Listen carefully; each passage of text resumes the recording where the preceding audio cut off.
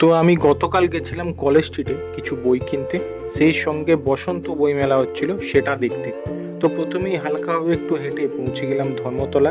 ওখানে একটু দাঁড়িয়ে হালকাভাবে চশমা পরে স্টেট মেরিডিয়ান বিল্ডিংয়ের পাশ দিয়ে হেঁটে হালকাভাবে পৌঁছে গেলাম চাঁদনি মেট্রো স্টেশন।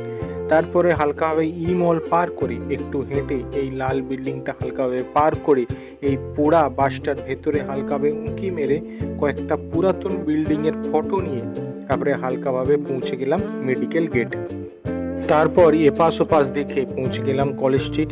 আর কলেজ স্ট্রিট শুরুই হয় পুরনো বই দোকান দিয়ে, সেগুলোকে একটু হালকাভাবে দেখে পৌঁছে গেলাম প্রপার কলেজ স্ট্রিটে, মানে ইন্ডিয়ান কফি হাউসের ওখানে। কিছুটা সময় কাটিয়ে সঙ্গে কিছু বই কিনে হালকাভাবে হাঁটা লাগলাম বসন্ত মেলার দিকে, এটা হচ্ছে তার মেন গেট, যেটা হচ্ছিল ক্যালকাটা ইউনিভার্সিটির অপর ফুটে। তারপর হালকাভাবে ঈশ্বরচন্দ্র বিদ্যাসাগরের প্রণাম নিয়ে ঢুকে পড়লাম বইমেলা। আগে বলে রাখি আমি গেছিলাম শেষের দিকে, তাই বেশি ভিড় নেই, থাকলেও বা কি আমার কাছে তো বই কেনার টাকা নেই। তারপরে হালকাভাবে এপাশ ওপাশ ওপর নিচে ডায়ে বায়ে দেখে হালকাভাবে ঢুকে পড়লাম পত্রভারতীতে। ভালো ভালো সব রকম বই আছে, আর সব বইতেই হালকাভাবে 25% ডিসকাউন্ট দিচ্ছিল, কিন্তু আমার কাছে হালকাভাবে কোনো টাকা নেই। তারপরেই দেখতে পেলাম দেব সাহিত্য কুটি। তাছাড়া আরও অনেক ভালো ভালো পাবলিশার্স ছিল, যেমন খসড়া publishers, Patralekha publishers, Paschimbanga Bangla academy, তারপরে কল্পবিশ্ব।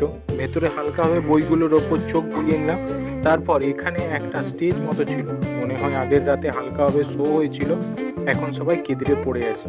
তারপরে বুক ফার্ম, শৈবা প্রকাশন, তারপর উডপেকার্স, পারুল প্রকাশনী, তারপরে মিত্র ও ঘোষ পাবলিকেশনের বড় স্টল, সঙ্গে 30% ছাড়।